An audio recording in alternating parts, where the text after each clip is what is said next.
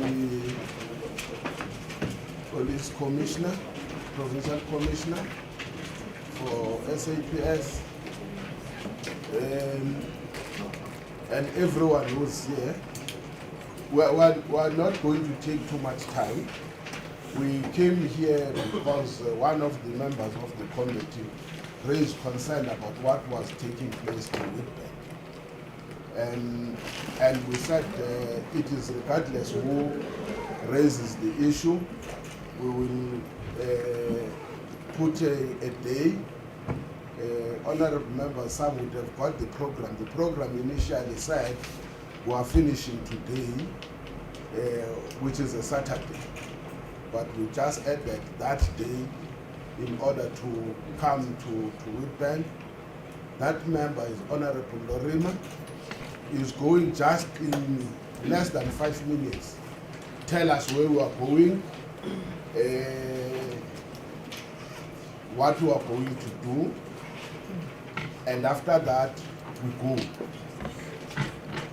Let me give it to you, Honorable Madam. Thank you very much, Mr. Chair, and I must commend the Chair for being responsive, because he knows that I've been visiting Imarateli for some time, both last year and this year. It reached a crisis point for me in May this year when I came to visit a place, one of the places we're going today, called Duva. Now, when I got to Duva, I found that for 5 months there'd been illegal coal mining. There'd been spontaneous combustion fires in the coal, which happens to the coal in that area. And astonishingly, nobody had done anything about it. It had been reported frequently to the police. It had been reported to the DMRE. It's 9 kilometers from the DMRE office. Nothing had happened. The background to this DMRE office, it has been problematic in the past. When Minister Mantashe took over, this office was closed for a few months. Now there's a report on what happened there, and I believe we're still awaiting that report. So the alarm bells went off. Why was the DMRE office not stopping it? As you dig deeper, to use the mining metaphor, in this town, you find that there are many cases where there are mining practices which do not seem right. People complain, and the DMRE office does nothing. So what we're going to today is we're going to a place called the Eidspan Colliery, which is now a licensed mine, but hasn't always been a licensed mine. One thing is for sure, it may be licensed, but from what I'm hearing from local residents, it does not stick to the rules. The blasting is irregular, many things about it are irregular, so we're going there first. On the way there though, I want us to stop at a place called Witbank Bricks, which is, and the police committee members will be interested in this, it is a pound where they impound seized mining machinery. Which all sounds very good, because we do know that the police have been active against illegal mining since the horrific rapes in Krugersdorp in July. And we do know that action has happened. However, it would be interesting to visit this pound, because local residents say that what happens is the machines get put in there, and they're all there on the weekend, and then they get taken out during the week. And then they get brought back again for the weekend. This sounds very mysterious.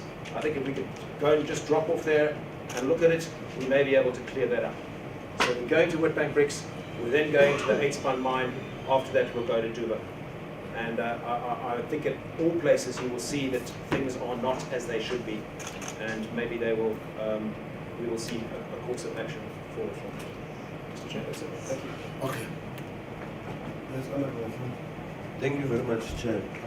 I'm interested in the response on the first part of Honorable Lorima, the response from the regional office, that they have not been responsive to the issues raised before. Their offices were closed and so forth. I want us to get a better opinion from the DMRE as well, so that when we go there, we're at the same page. Right now we're not. We got your point of view, but we don't know what they have to say, because it would be very, very interesting to know why were they not acting to the request made, complaints and all of that. So I just wanted to make that point. Yes, Honorable Malek. thought we go and see. Thank you, Chairperson. Greetings, colleagues, and everybody present. I'm saying, Chair, on that note, or on the same breath, can also the police come on what he has just said? Because he made 2 allegations. I don't know if it's allegations or facts. Where they put, they pound mining machines, which is something for, I think it's run by subs. So maybe also subs if they can come in, so that when we go out we know exactly what we'll be looking at. Thank you, Chair. Yeah.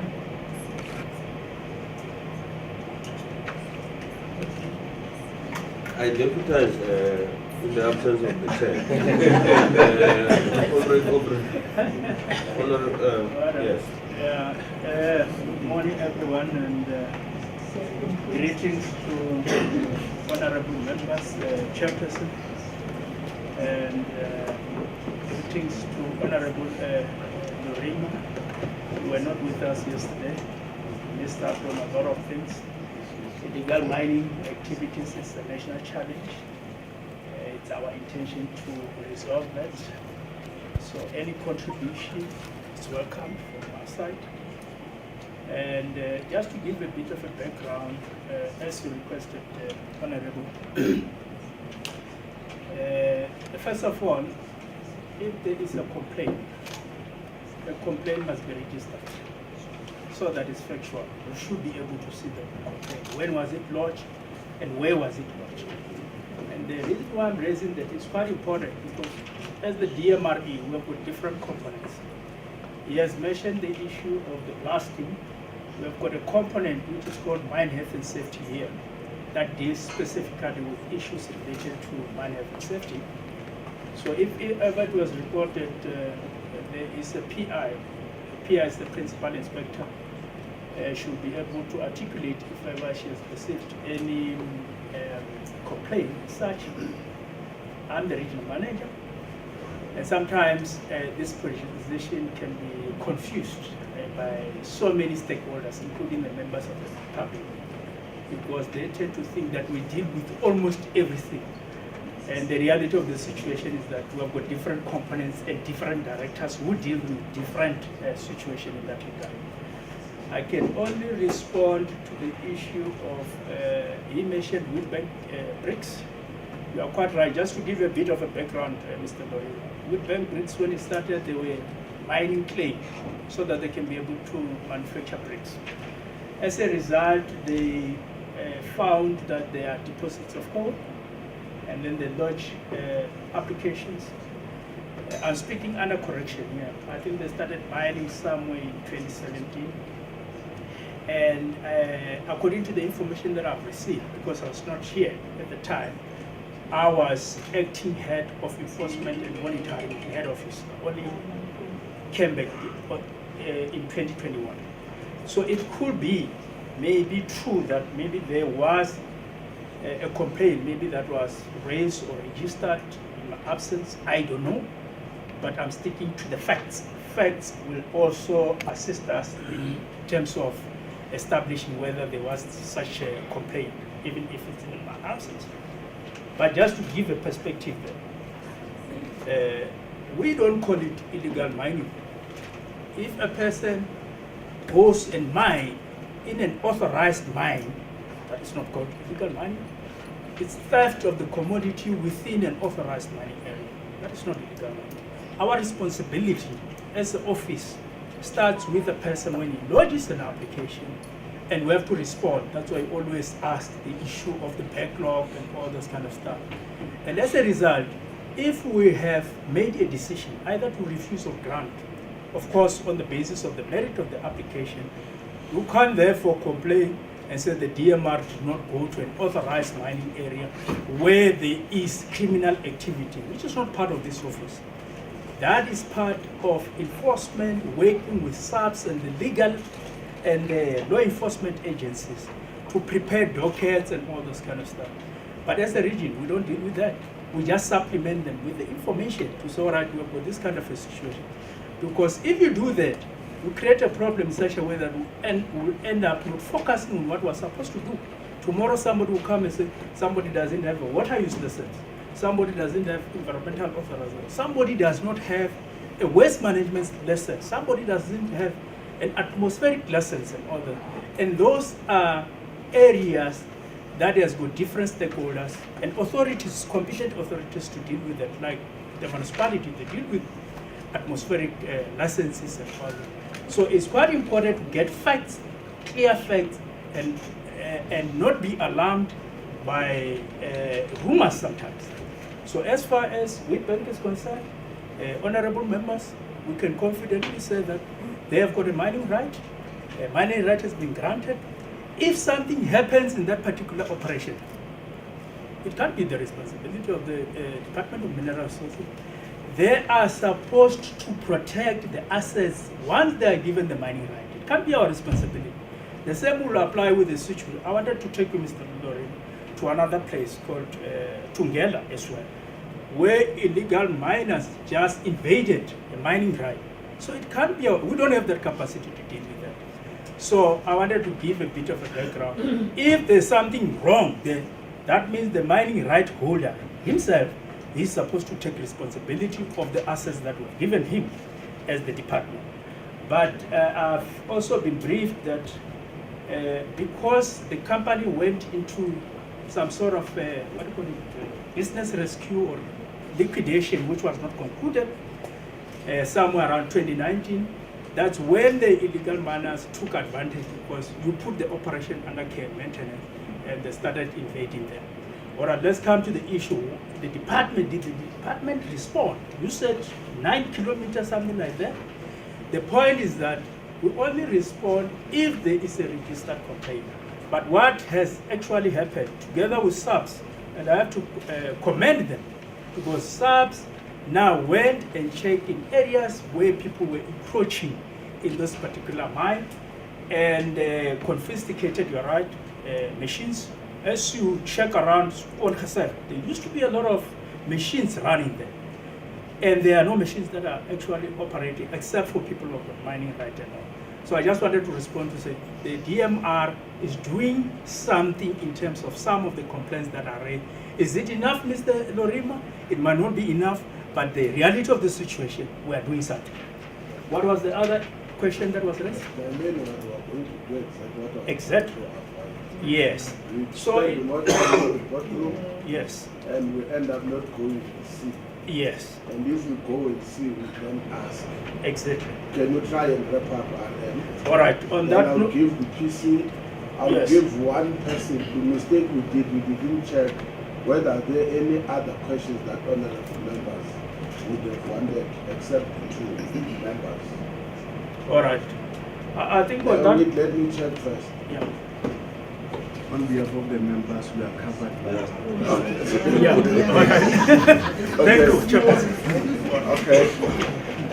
PC, you want to have the. Yeah, I think they covered most of the issues that we have understood, because most of the time we are working together with them. But in terms of saying that the police, the founding staff of it, I should believe that the national task team that is working in that particular mine, in most instances where you find that there are those equipment with no one there. So those equipment has to be impounded and be stored somewhere. Remember, these are big items that you cannot put them in the SAPD or for the police precinct. So they do have their place where they put them there. But I must safely say that we are doing our most best there, because this is the mine that was previously used by the Anglo-American also, as you know. And now while everybody is going there, we are dealing with the situation as it comes. Like now, as we speak, you can be taken into confidence that the protest is there in Secunda now with the same issues. That so the police are there, the protesters, the POP are there, but you find that when you get there, there is no one. It's only the machine. So you cannot be arresting the machine. The police has to pound them up until the rightful owner comes. So I should believe that. Okay, I'm told the CPF, I'll give you 2 minutes. If there is any comment you want to make around here, Good morning, everybody. Thank you for the opportunity, sir. My name is Francois Creer. I'm the Deputy Chairperson of Witbank CPF. Our issues we have around Witbank with the illegal mining is the cracking of houses with the blasting. We've had hospitalizations due to the fumes, especially around Duva Park, small children that was hospitalized due to this illegal minings, as well as whenever a shootout occurs between the mine security and these Zamas, they run into our residential areas. And then there's actual shootings in the residential areas because of this. So from the CPF side, from the community side, I think that is our main issues regarding the illegal minings. Thank you very much, sir. Okay, can you go and see? Arriving to where the equipments are, I'm going to be handing over to Lieutenant Colonel Maret, who's going to be taking us through the machine and explain the pounding exercise, how and when we are doing that. So the brigadier is on his way, but in the meantime, Lieutenant Colonel will be taking us through. Okay.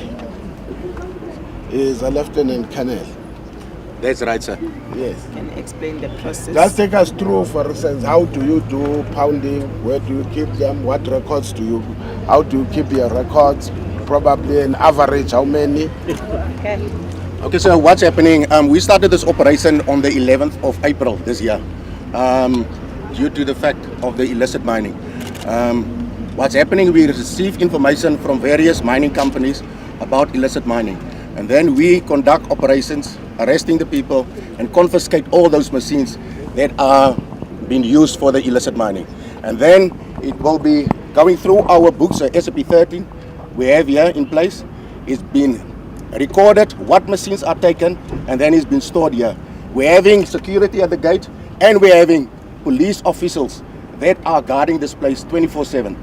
So nothing can leave this place without anyone's signature or disposed without any authority from Brigadier Ramangwa. Okay. Wait. We're waiting for you, Brigadier. Any comments? Thank you. Just to actually elaborate more and give a better understanding of the situation, when the team was established here from national to supplement the provincial operations, we were located here in April. Then we ran on joint operations where the people were arrested and machines seized. We have several cases that are on the court roll where certain persons of interest and possible syndicates were arrested, and we are classified it in the terms of major investigations. We have dedicated prosecutors that are dealing with the matter for us to support the province. I must elaborate that due to the bulky spaces in our own SAP 13, in consultation with the province, we couldn't get the place where we can place the machines. So this is the arrangement that we have made, and the colonel was placed in charge as he was explaining. Okay. Thank you, PC. I thought Honorable Lorima had your hand up, and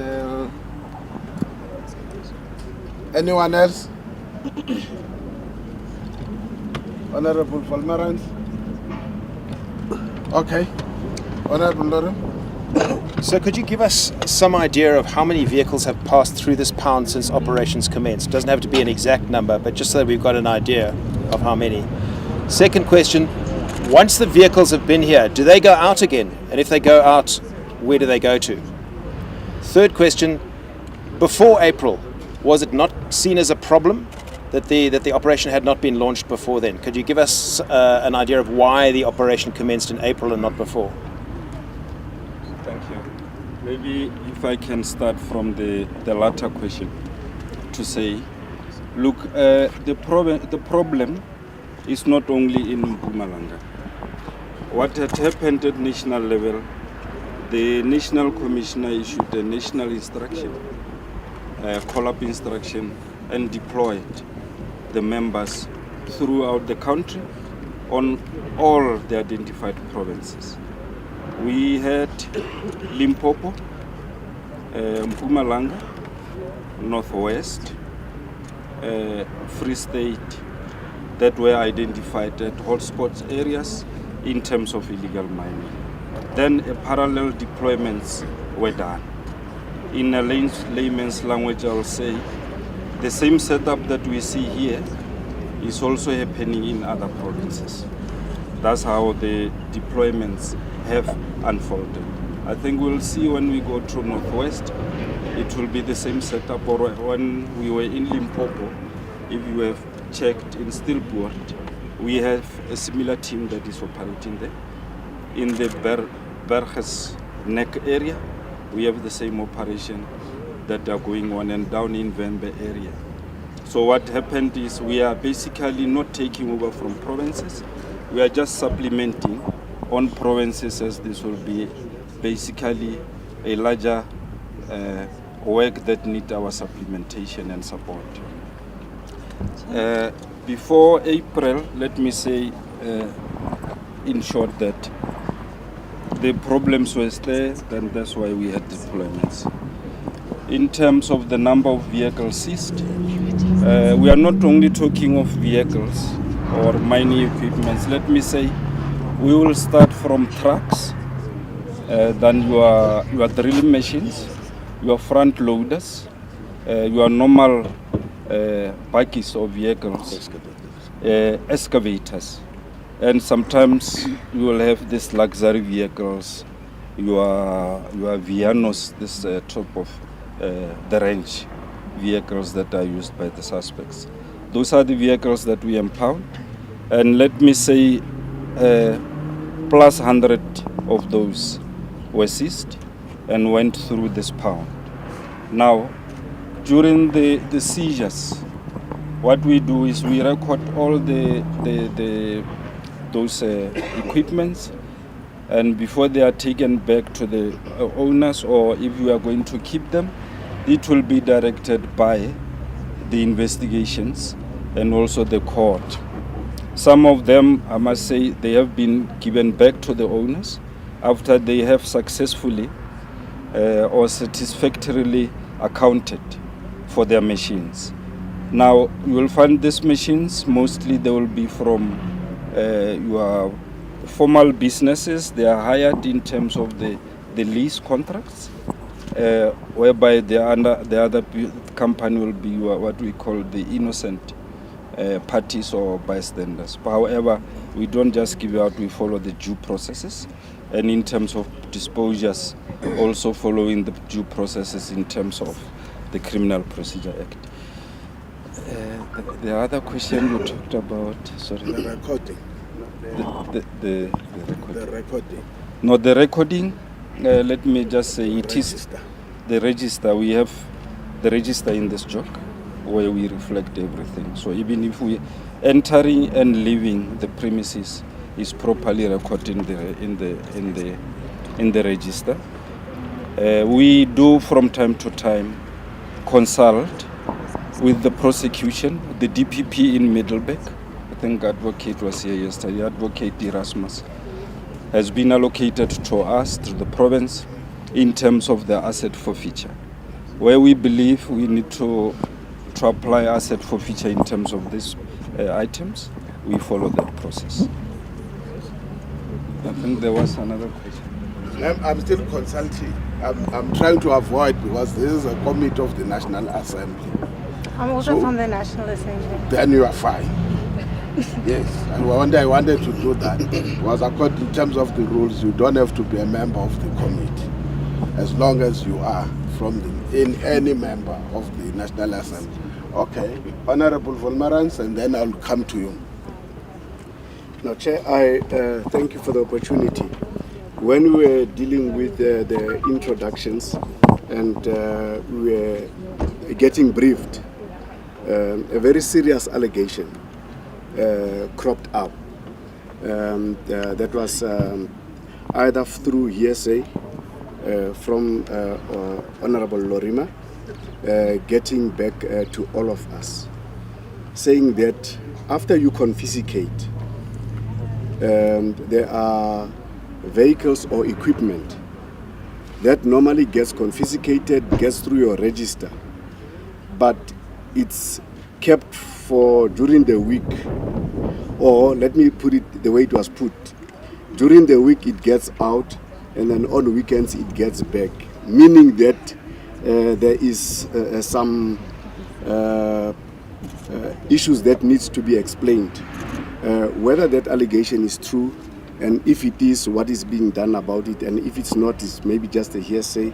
I would like clarity on that. Thanks.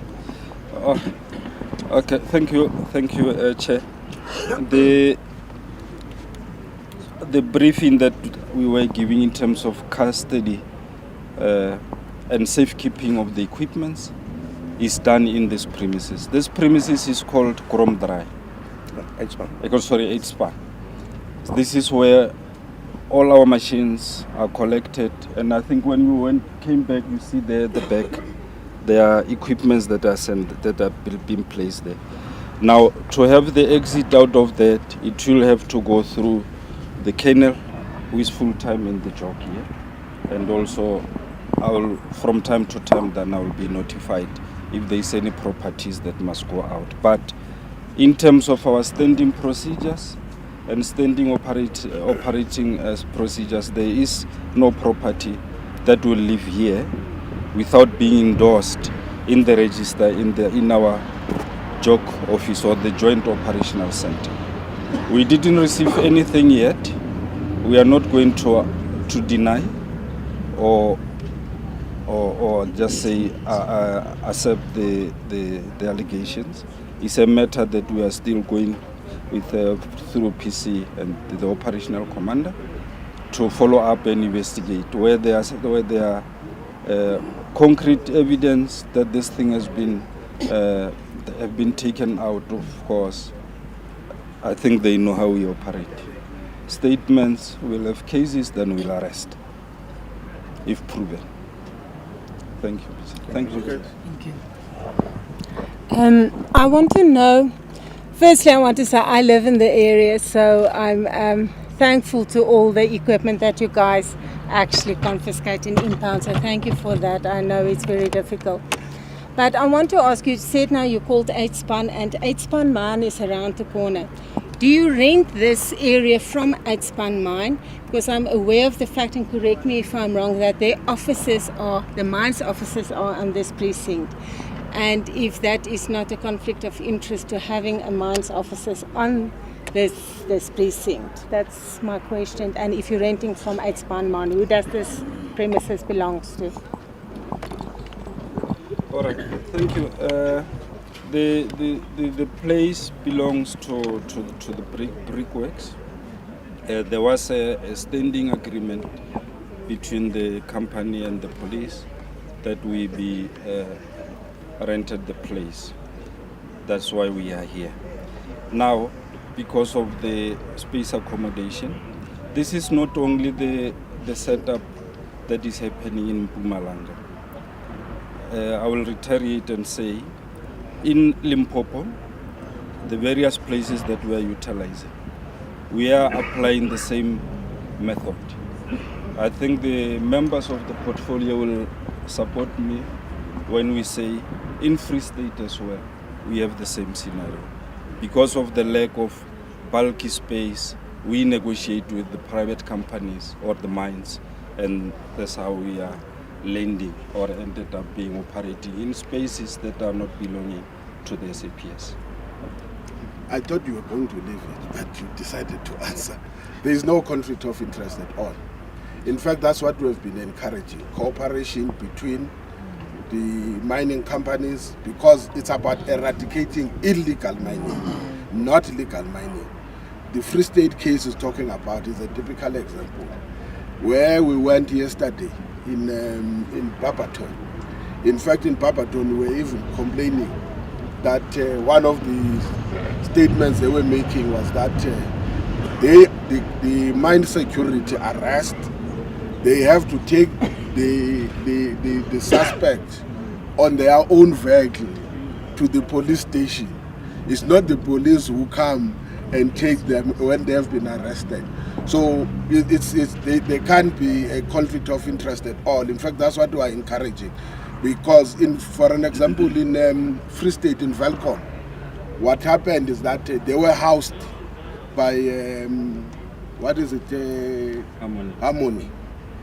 In order for them to have done the work that they've done, because it's one of the good examples that we've seen, that where there are shortcomings, they come to the rescue.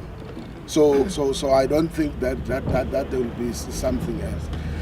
I want us to, the only difficulty we're having is that, for me, I'm not sure how do we handle this thing. Maybe to take the allegation further, it says, and I was asking myself, now we're on a Saturday. It says on a Saturday, you bring them back. Which means even if we do anything, they're back.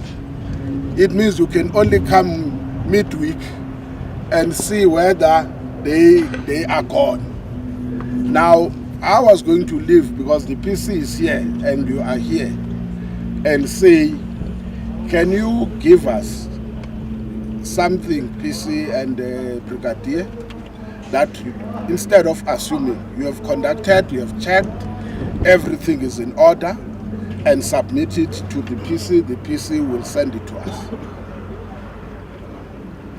How you do it, it's not for me, but we must get something from you that as we were here Saturday, this is what was accounted for, and on Tuesday, obviously you don't put those ones that are in charge. On Tuesday, when you came and checked the register, or Wednesday, everything that was here, that which was not was gone. It was exactly what you say, that it had gone through the due process. And then we can compare the two, whether the statement is the same. Can you agree on that, one of the members? Okay. Yes, sir, just to put some more light on this issue, or the allegation that came out. Like the Brigadier explained, some of these machines are disposed or given back to the rightful owners or the lawful owners. And that's when they're leaving this gate. And maybe this is the people that saw that machines are leaving this base, but it's under the Brigadier's signature or myself, with consultation between the two of us. And there's also trucks that's coming in here because there's a mine at the back. Maybe that is where the confusion are coming in. But there's no such thing that machines have been taken here and then they've been brought back over the weekends again. Thank you. No, let's deal with what is written in black and white. Okay. Next up.